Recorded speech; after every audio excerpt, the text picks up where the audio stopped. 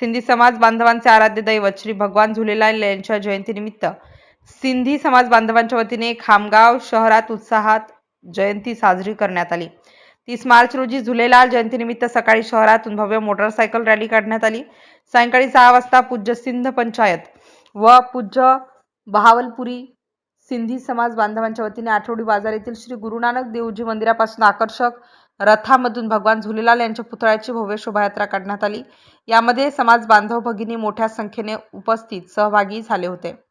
या शोभायात्रेचे ठिकठिकाणी उत्स्फूर्त स्वागत करण्यात आले। ही शोभायात्रा सानंदा निकेतन समोर आली असता माजी आमदार राणा दिलीप कुमार सानंदा यांनी आकर्षक अश्वरथामध्ये असलेल्या भगवान झुलेलाल यांच्या पुतळ्याला हार अर्पण करून पालखीचे दर्शन घेतले व मिरवणुकीमध्ये सहभागी झालेल्या सिंधी समाज बांधव भगिनींना भगवान झुलेलाल जयंतीनिमित्त शुभेच्छा दिल्या।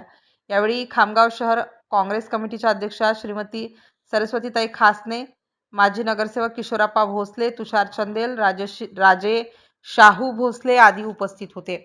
MCN न्यूज मराठी करिता शेख अजीज शेख मोहम्मद, खामगाव।